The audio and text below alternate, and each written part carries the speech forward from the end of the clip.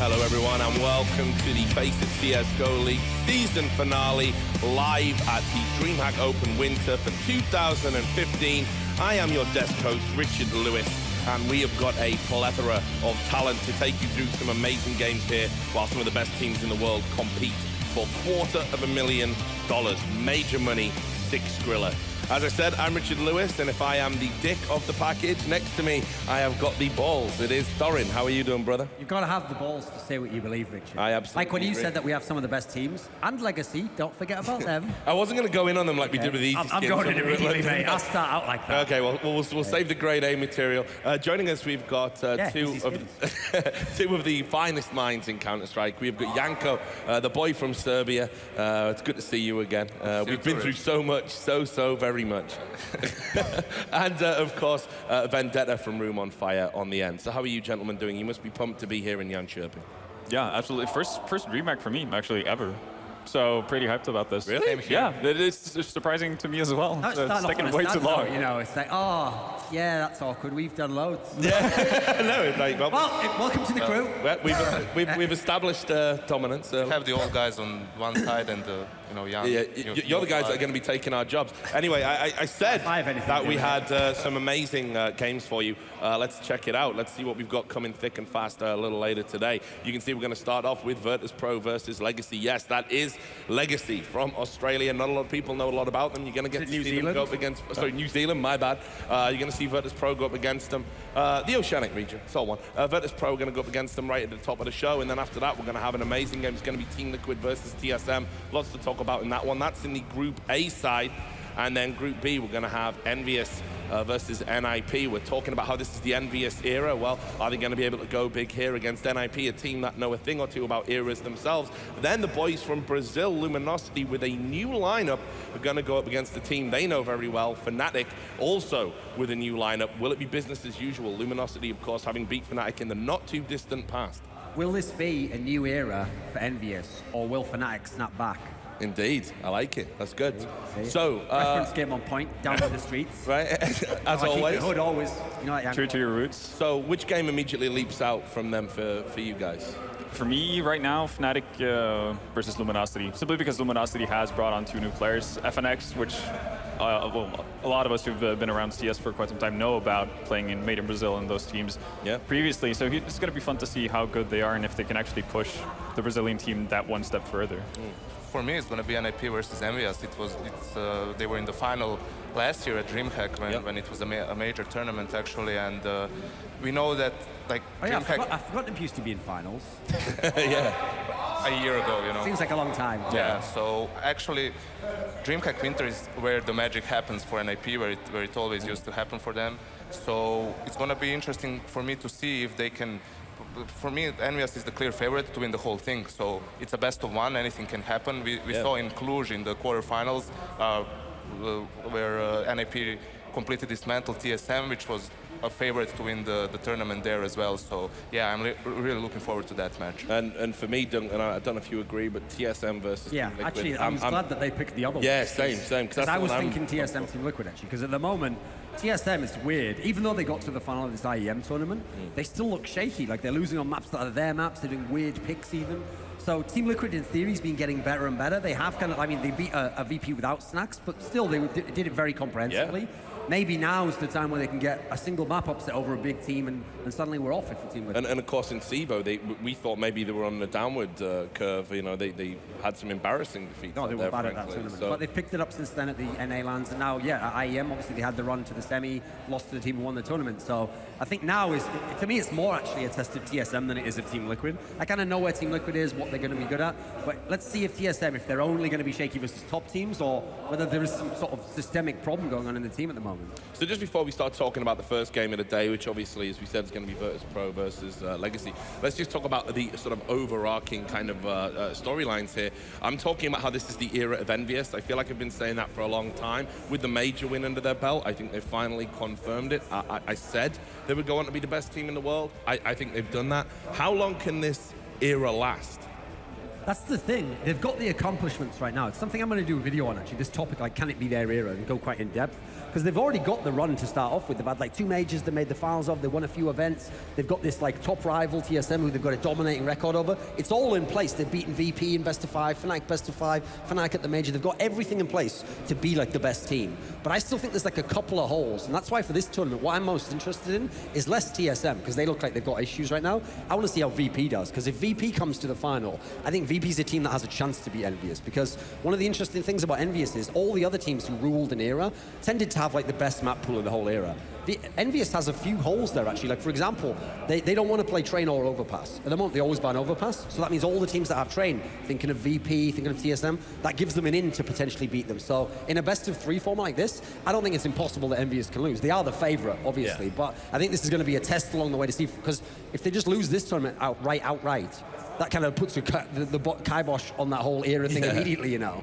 Well, I agree. I think you need to, especially when you win a major, you need to come back to back in other tournaments and show your pedigree. But you said that Envious are your favourites to win this, so tell us a little bit about why. Well, definitely. I think more than anything else, it's because of their play style. You could even see they had that after movie after Cologne, where you had like their team talk as well, and at some point MBK says pre-game, like, okay guys, just play together, you know, follow your teammates, get the trade kills. It always works on LAN.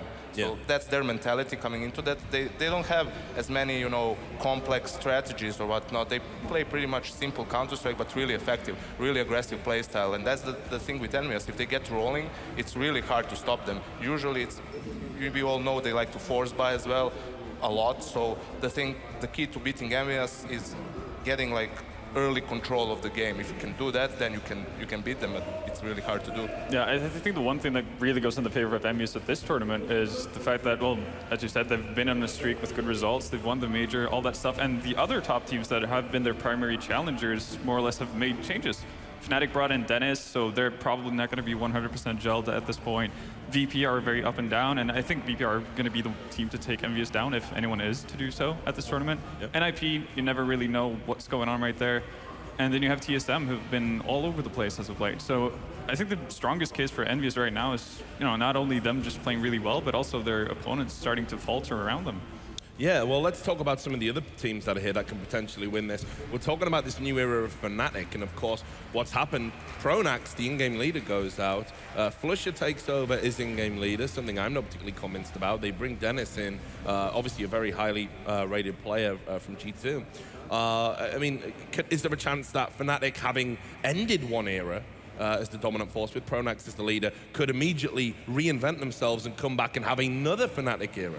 There's an outside chance in as much as because we haven't seen them play a LAN yet. Sometimes, as you saw with this Envious LAN, sometimes you get the magical instant chemistry, which you can never predict, no matter what great players you put together. Sometimes you just get that initial click and you're off running immediately, you're winning events. So if that happens, it could be set up, but at the moment, I'd probably say no. Like, here's the thing. It's easy to look and go, oh, well, will this Dennis lineup be as good as the Fnatic one of the old? You can't think that way if you're Fnatic, because it's not like the old lineup can go back to what they were before. So that's not on the table. They just have to be better than the old lineup was very recently, at the end, which had dropped off a bit. So I think they can be. I think they've definitely got the potential for that. The big question mark is in the whole in-game leading aspect. Is at the moment, that's all over the place. They don't have a solid person to be the in-game leader. So to me, they have to, at the moment, initially, kind of go the Envious route and just use this mad skill that they've got in the lineup and try and get that rolling. And then if they do, they can certainly compete with the VPs and the Enviouses of the world, but will they be the dominant team? I think there's still a lot to even be proven about what the identity of the team is. Because I think if you ask the team, they wouldn't necessarily know where things are going to be and what roles are going to change. Well, we'll come back and pontificate about this some more in a moment. What we're going to do now is, though, we're going to introduce our other member of the team. It is, of course, Parla. He's going to be on stage doing a couple of pre-match interviews before our first game, which is Virtus.pro and Legacy. Welcome, everybody, to the stage where I am with two representatives of each team. Taz, how you doing? All good, man. How are you doing? Yeah, I'm good as well, thank you. And then Ovnu of Team Legacy, how are you? I'm good, thank you. All right, so Taz, what are your initial thoughts going into this matchup here? I think it's a must-win for us. There's nothing more to say. It's like we are not allowed to lose this game from our point of view, but we don't know how Legacy plays, so let's see. Does that worry you at all? Can it, get into your head that you don't know exactly how these guys are going to come out and play? Not really. I'm just happy that we are playing against them because most of the time it was Renegades and Immunity. So it's really nice to have someone new to represent the region. So I'm just excited. Of new, you guys are undoubtedly the unknown quantity here, at least to the majority of us watching Counter-Strike. What can we expect from you guys? We try and play quite a fast style. That's it, really. Yeah. Try and surprise them. Hopefully we can surprise them a little bit. For sure. And the way you guys actually qualified for this, it was super interesting. There was like a tie, was it 3 or 4-way tie, and then you guys came out on top. What was that whole situation like? People argued that we didn't deserve the spot, which is fair enough. We are the 3rd team from Australia to come over, so it's a bit weird having a new team. I think it was a 4-way tie, but we beat Renegades and Immunity, but lost to the other teams, so we came through eventually. How would you say you compare to arguably the better-known Australian teams like Renegades and Immunity? How do we compare to them? Well, we were surprised that we beat them. So they're still above us, but I think the Australian scene is slowly improving and everyone's starting to catch them. So it's really good now in Australia. Fantastic. All right, I'm going to finish it off with Taz. Overall, what are your expectations for you and your team with this tournament? Are you confident? Are you know, what are your overall feelings? We are confident, and we are going for a win, and Legacy is just the first opponent in our road. All right, well, best of luck, guys. If you want to shake hands, they are going to head off to the booth. And yeah, thank you very much, audience. We're going to head back to the guys at the desk. Thanks for that, Paula. So there you had it. I mean, Taz showing a lot of respect to Legacy, perhaps a bit too much respect. He says, obviously, you know, it's a must-win game. I mean, that's true, I guess, of any game. But Virtus Pro were one of the teams we talked about potentially winning this event. Didn't have a great time in San Jose. We're using a stand-in. We're back to business as usual now. So tell me a little bit about Virtus Pro and their capacity to win this tournament. Yeah, I feel that actually Virtus Pro is really mad right now, you know, because of the way they lost at San Jose. I think they're out for blood here, and they're definitely looking, they're definitely looking to win this tournament. Every team is. I think that I agree with what you said, that they're probably the team that can beat Envious here, you know, their main contender for the title. So the thing with VP is now that they're back with Snags, their strongest player. We've seen that even at Cluj, he had an amazing performance, even though they lost to G2 in the end. If we always talk about this Virtus plow mode, if they can get into, you know, if they show their A game, they're definitely a title-winning team. Well, they had their A game en route to the final. We got a video now showing you how they accomplished that.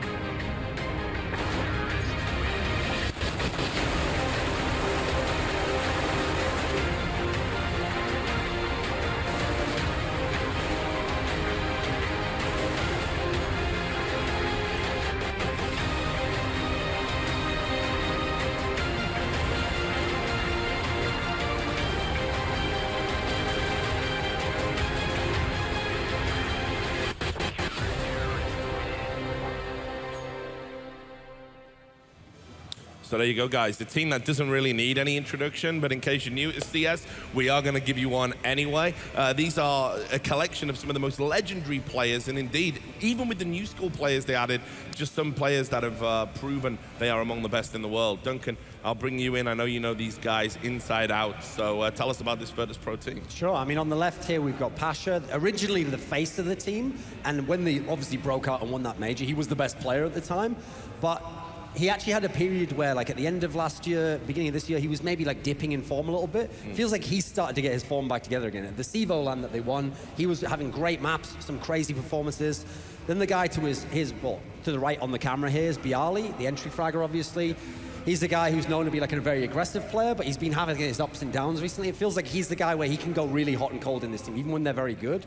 And then I don't have it on screen, but off the top of my head, I think in the middle was Neo, which I think means that I wonder if that means that Neo's the in-game leader now, because they might have changed that up. So he's obviously a great player from the 1.6 days, but he's more of a supportive player within CSGO, and he is someone he's dedicated himself to that. He knows every flash, every smoke. He's a guy who really is putting a lot of time to kind of facilitate the other stars. Then there was Taz to his right there. Obviously, the guy does all the interviews, one of the faces of the team in terms of the public face.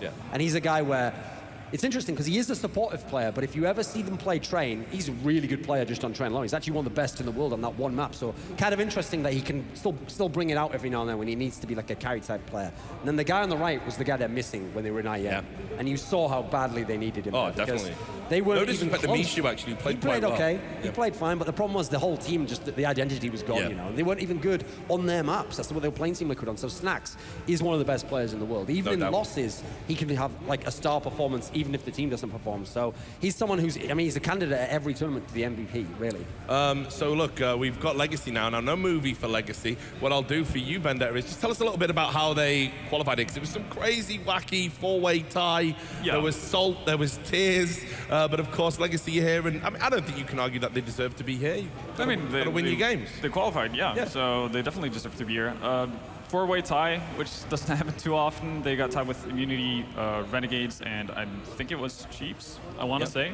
That was the last Doesn't matter, really. But yeah, no, it was a four-way tie, and they managed to beat out, as I said on the interview on stage, they managed to beat both Immunity and Renegades. So they obviously beat the most impressive teams from that region, but I guess the worrying thing for me is the fact that they dropped the game to one of the teams that didn't even make it into the four-way tie, right? So, but I mean, they are right. You know what? The Australian scene is coming up. We're starting to see more and more talent develop out of that region.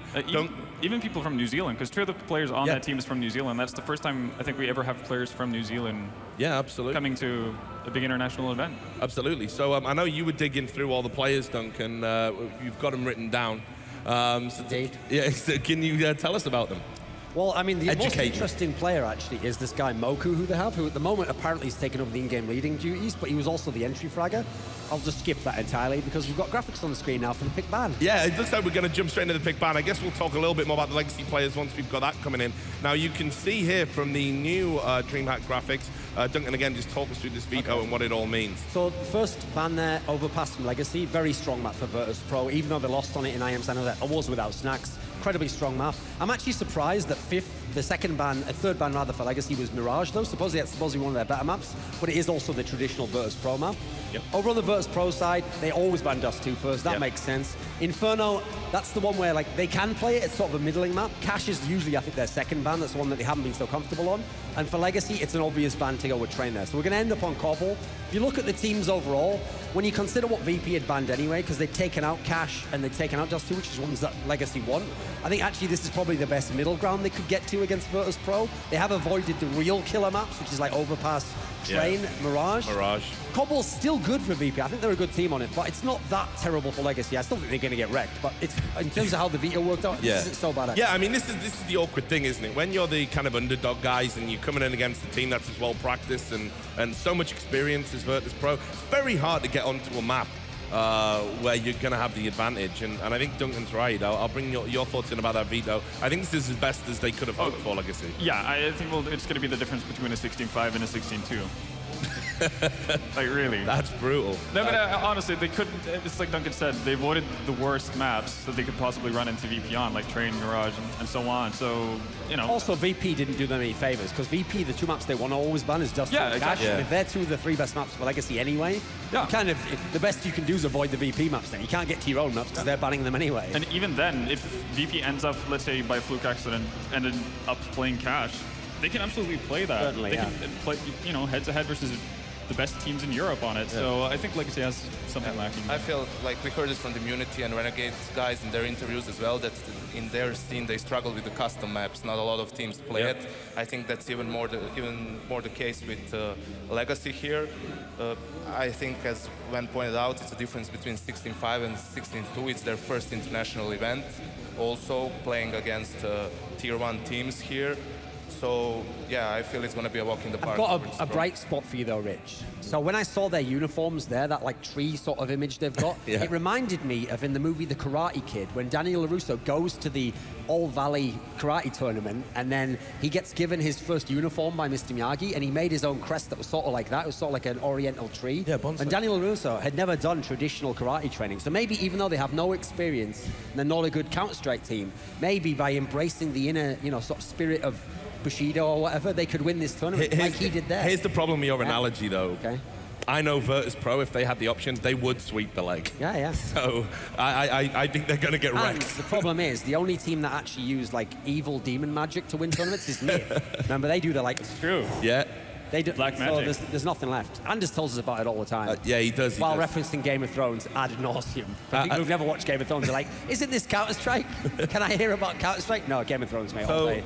Reference game almost on point. Almost. You did do some research into the legacy players. I feel this is a good opportunity to talk about, and we should highlight these players because we might not see a lot of them at the tournament. So the first person to highlight is the player called Moku Hoge, who's at the moment's taken over the in-game leading duties, and he's the entry fragger, because actually he used to be called APOC, and he actually used to play at the end of 1.6 in some of the better teams. Yeah, I remember him. He was at the in time, but he changed his name, so that's why no one recognized him. Supposedly, from my sources say, he's still a good player, and he probably could be in a better team, but he's someone who wants to play with like friends or people he's more comfortable with. So in a sense, he's like limited himself to that degree. That's why you might think, oh, he's in this like Leicester team or something. Suppose he's a decent player. In terms of the other ones, you've got the AWPer is Raz. He's probably one of the main people we're going to be watching here because the hype is that like he's one of the better AWPers in the scene over there. But obviously we haven't seen him on LAN, so no one knows about him in that particular sense outside of his region. So those are the main two players I'm interested to watch in this particular lineup. And do you agree with that, guys? You're nodding your head, Ben. Yeah, well, for me it's Moku, really, or APOC.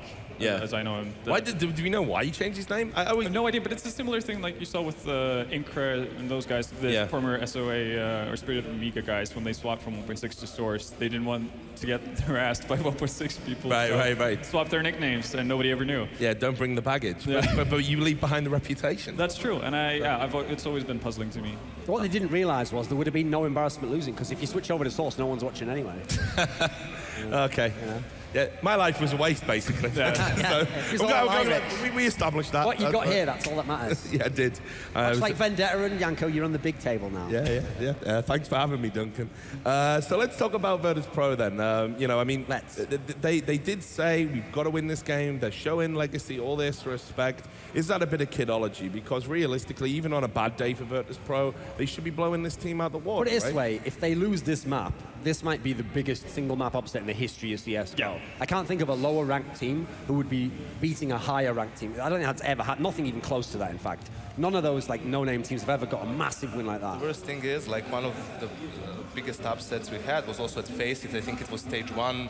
Was it Immunity taking a map off of Fanatic or NIP or something like that? So maybe Faceit just has a thing for us. But the thing is, like, we were talking about Cobble, how it's like middle ground. I think it's like a terrible map for Legacy because of the way Virtus plays their T side. They're so aggressive. They almost rush drop zone, rush B platform, that area. I think that Legacy will have, like, I don't think they can defend from that, honestly. That's the thing. In the end of the day, you want to say, like, they've got a chance here, but they've got no experience. They're just a vacuum of nothing. They're just a void of absolutely nothing, Rich. So in the end, it'll just be Legacy of the Void after this tournament. Very good. Reference game. Right, guys, we've got 90 seconds before we're going into the game. I'm going to start with you, Vendetta, and work my way in. Approximately 30 seconds. Give me your predictions. Oh, that's going to be easy. 16-3 for this Pro. Okay. Going for 16-1 for VP. Legacy of the Void's going to be deader than StarCraft 2. Wrecked 16-2 VP. Okay, well, thanks for your thoughts, guys. That was very, very nice and quick. I approve of it. What I'm going to do now is then we're going to get into the game without any further ado. It is going to be Virtus Pro versus Legacy. We're going to throw over to the casters right now. Take it away, boys.